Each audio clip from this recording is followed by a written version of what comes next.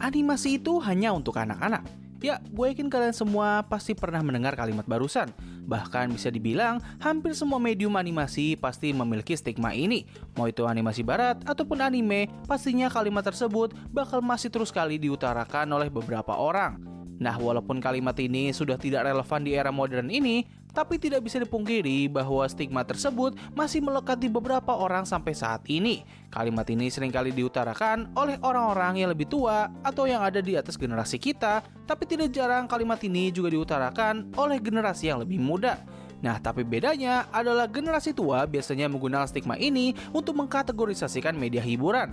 Mereka akan menggunakan kalimat ini apabila mereka diajak untuk menonton suatu animasi dan mereka menolaknya dengan alasan kalau itu merupakan hiburan untuk anak-anak saja.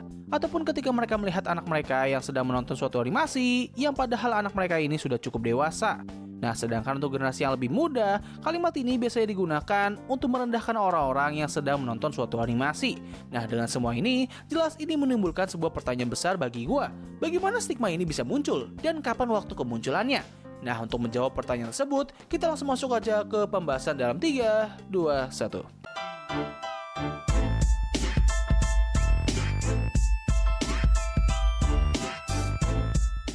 Nah, untuk bisa menjawab pertanyaan utama dari video ini, pertama-tama kita perlu melihat ke belakang terlebih dahulu mengenai perkembangan dari tujuan dibuatnya animasi. Nah, seperti yang kita tahu, animasi sendiri pertama kali muncul pada awal abad ke-20 atau lebih tepatnya adalah pada awal tahun 900-an. Pada saat itu, animasi masih dianggap sebagai karya seni yang eksklusif. Animasi hanya bisa dibuat dan dinikmati oleh orang-orang tertentu saja, namun mereka tidak memiliki target penikmat tertentu. Siapa saja bisa menikmati animasi selama mereka bisa menjangkaunya, mau itu orang dewasa ataupun anak-anak. Mayoritas animasi pada era ini hanyalah sebuah gambar bergerak yang cukup simpel dan tidak memiliki suatu makna ataupun cerita di dalamnya. Nah, tapi seiring berjalannya waktu, media animasi ini pun mulai mengalami perkembangan yang cukup pesat dari yang tadinya hanya berupa gambar bergerak, kini mulai memiliki suatu cerita singkat di dalamnya. Nah, salah satu sosok atau perusahaan yang sangat berpengaruh dalam perubahan ini adalah Walt Disney. Kemunculan animasi Steamboat Willie dan berbagai macam animasi buatan mereka telah mengubah landscape industri ini menuju arah yang lebih maju. Walaupun telah memiliki cerita di dalamnya, tetapi pada waktu ini, animasi hanya dianggap sebagai karya seni saja dan tidak memiliki tujuan tertentu selain untuk menjadi ajang adu kreatif. Nah, semua ini pun mulai berubah ketika memasuki era tahun 1930-an hingga menuju era Perang Dunia Kedua. Pada era ini, media animasi kini mulai mengalami perubahan yang cukup pesat. Bila dulunya animasi hanyalah sebuah gambar bergerak dengan tampilan hitam putih, pada masa ini animasi kini mulai memiliki warna yang membuat karya seni ini menjadi terkesan lebih hidup dan memiliki banyak sekali makna. Pada waktu itu, animasi masih berupa karya seni saja tanpa adanya tujuan lain hingga memasuki era Perang Dunia Kedua. Di waktu inilah, media animasi mulai memiliki tujuan lain selain menjadi karya seni dan media hiburan. Tujuan lain tersebut adalah propaganda perang. Yes, pecahnya Perang Dunia Kedua di berbagai macam negara telah memicu berbagai pihak untuk menjadikan animasi sebagai media promosi untuk peperangan. Itulah kenapa di waktu ini ada banyak sekali animasi yang menampilkan topik-topik soal peperangan. Ada yang menampilkannya dalam bentuk sebuah lelucon dengan mengejek atau memparodikan beberapa tokoh tertentu, menampilkan kondisi peperangan dengan tampilan yang sangat mengerikan ataupun dengan candaan hiburan, mengajarkan atau memberikan tutorial mengenai hal-hal yang berhubungan dengan perang, hingga memberikan informasi palsu yang berhubungan dengan politik suatu negara. Meskipun memiliki tujuan baru, tetapi target penonton dari animasi ini masih terbilang tidak spesifik. Mereka bisa menargetkan animasi-animasi ini kepada orang dewasa ataupun anak-anak. Mau yang manapun penontonnya, intinya animasi-animasi di era ini memiliki tujuan untuk mengkampanyekan peperangan dan siapapun bisa menjadi target penonton mereka.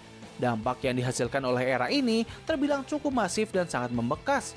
Bahkan ketika Perang Dunia Kedua telah selesai, masih ada banyak sekali animasi yang memiliki tema peperangan. Beberapa di antaranya ada yang masih menampilkan secara gamblang, tapi ada juga beberapa di antaranya yang menampilkannya dengan secara tersirat. Hal ini terus berjalan selama beberapa tahun pasca peperangan hingga memasuki era 1960-an dan seterusnya. Nah, memangnya ada apa dengan masa tersebut? Well, 3 kalimat yang bisa menjelaskan pertanyaan ini, yaitu Hanna-Barbera Animation, The Disney Renaissance Era, dan juga kemunculan Toy Animation.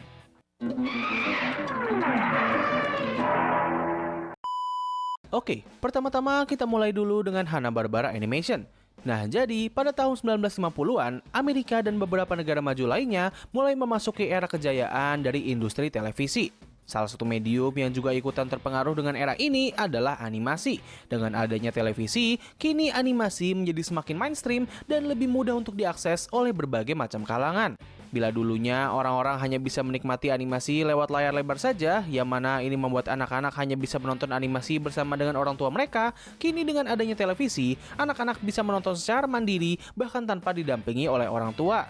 Nah, situasi ini pun sangat menguntungkan bagi salah satu studio yang membuat animasi, yaitu Hanna-Barbera Animation.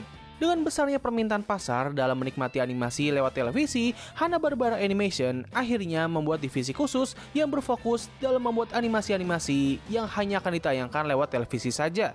Strategi ini pun terbilang sangat sukses dengan mereka yang berhasil membuat berbagai macam serial animasi yang cukup legend dan disenangi oleh banyak orang.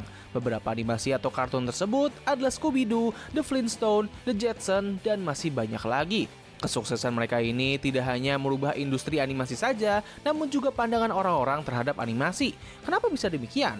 Well, jawabannya adalah karena mayoritas animasi yang mereka buat itu terbilang sangatlah berbeda dari animasi-animasi yang dibuat pada era peperangan. Animasi tersebut memiliki tampilan yang lebih berwarna dan juga cukup soft, yang mana ini jelas bisa lebih mudah disenangi oleh anak-anak. Selain itu, konten animasi yang dibuat oleh studio ini juga terbilang jauh lebih ramah daripada animasi-animasi di era sebelumnya. Mereka sudah tidak begitu berfokus pada unsur peperangan, namun lebih ke arah hiburan ringan dengan berbagai macam lelucon slapstick. Dikarenakan hal inilah, animasi-animasi buatan studio ini menjadi sangat digemari oleh anak-anak, dan hal ini pun semakin diperkuat dengan mudahnya akses terhadap animasi lewat televisi. Anak-anak kini menjadi lebih sering menonton animasi hingga membuat beberapa orang menganggap kalau animasi itu adalah tontonan untuk anak-anak. Tidak hanya itu saja, bisa diperkirakan kalau perubahan konten animasi yang menjadi lebih ramah ini sepertinya membuat orang-orang yang tumbuh dengan menonton animasi-animasi di era peperangan menjadi sangat tidak menyukainya. Asumsi ini bisa muncul karena fenomena seperti ini masih terus berjalan hingga bahkan sampai saat ini. Ambil contoh, orang-orang yang tumbuh dengan menonton animasi-animasi di tahun 90-an akan sangat tidak menyukai animasi-animasi di era sekarang ini dikarenakan adanya perubahan konten yang disajikan oleh kedua generasi animasi tersebut. Dikarenakan hal inilah, para orang dewasa ini pun mencari media hiburan lain yang lebih cocok bagi mereka. Dan salah satu media tersebut adalah acara-acara live action dengan genre sitcom drama. Fenomena ini pun akhirnya membentuk sebuah stigma bahwa animasi itu adalah media hiburan untuk anak-anak.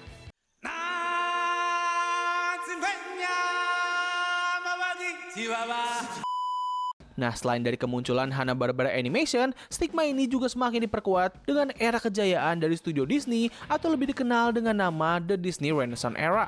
Nah, sebelum masuk ke era tersebut, Disney sebenarnya sempat memasuki era kegelapan mereka, yaitu pada tahun 70-an hingga 80-an. Apa yang membuat hal ini terjadi adalah adanya sebuah tren di mana pada masa tersebut mayoritas film animasi yang dibuat itu memiliki tema dan nuansa yang cukup gelap dan juga serius. Di era inilah muncul berbagai macam animasi dengan cerita yang sangat-sangat dewasa dan juga gelap seperti Fritz the Cat, Watership Down, dan masih banyak lagi.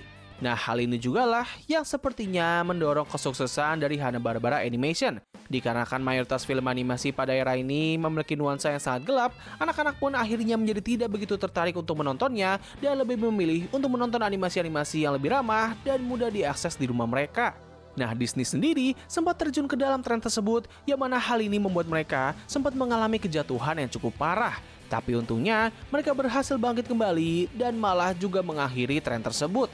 Era ini pun dimulai pada tahun 1980-an dengan ditandai oleh perilisan film The Little Mermaid.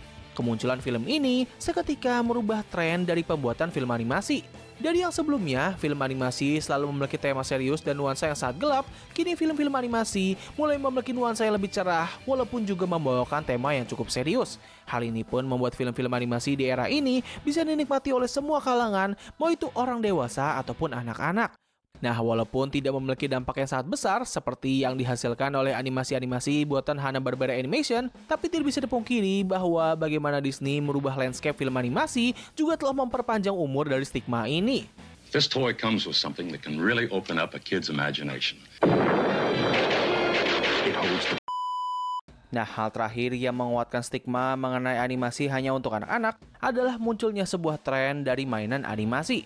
Berdasarkan apa yang sudah gue jelaskan sebelumnya, kita bisa melihat bahwa tujuan dari dibuatnya animasi itu terus mengalami perkembangan seiring berjalannya waktu. Dari yang awalnya hanya sebuah karya seni, kini berubah menjadi sebuah media yang sangat universal dan bisa memiliki banyak tujuan. Sejak tahun 1940-an, animasi kini mulai lebih sering digunakan sebagai media promosi untuk berbagai macam hal. Nah, lalu pada era 1980-an inilah, animasi menemukan satu tujuan baru yang membuatnya menjadi semakin identik dan dikenal sebagai media untuk anak-anak. Tujuan baru tersebut adalah untuk mempromosikan suatu barang atau lebih tepatnya adalah mainan.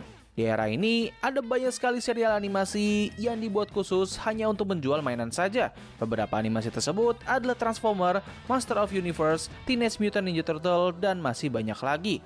Mayoritas animasi ini merupakan animasi dengan genre action, dan maka dari itulah mainan-mainan yang dijual dari animasi ini berupa action figure dan memiliki target pasar berupa anak laki-laki. Nah, tapi tidak hanya animasi dengan genre action saja, karena terdapat beberapa animasi yang dibuat khusus untuk penonton anak-anak. Animasi-animasi tersebut biasanya memiliki genre slice of life fantasi yang dibumbui dengan berbagai macam komedi dan juga drama. Beberapa animasi yang masuk ke dalam kategori ini adalah Care Bear, My Little Pony, Strawberry Shortcake, dan masih banyak lagi. Dikarenakan target penonton dari animasi-animasi ini adalah anak perempuan, maka dari itulah jenis mainan yang dipromosikan oleh animasi ini biasanya berupa plushies atau boneka. Dikarenakan pada era tersebut, mainan merupakan komoditas yang sangat diperuntukkan untuk anak-anak, maka dari itulah stigma mengenai animasi hanya untuk anak-anak akhirnya menjadi semakin kuat sejak saat itu. Nah, jadi begitulah faktor-faktor yang membuat stigma buruk mengenai animasi ini akhirnya terbentuk. Video ini merupakan hasil penelitian dan juga opini gue pribadi yang nggak berdasarkan pada metode ilmiah ataupun sumber yang jelas. Maka dari itu, bisa dipastikan kalau video ini tidaklah 100% valid dan hanya bersifat spekulasi atau opini saja. Jadi ya, kalau kalian tidak setuju dengan isi dari video ini dan memiliki opini tersendiri mengenai topik ini, kalian bisa tulis saja di kolom komentar di bawah. Nah, jadi mungkin cukup sekian dari video gue kali ini. Terima kasih atas waktu yang telah kalian luangkan untuk menonton video gue. Gue undur diri, sampai ketemu lagi di video selanjutnya. Bye!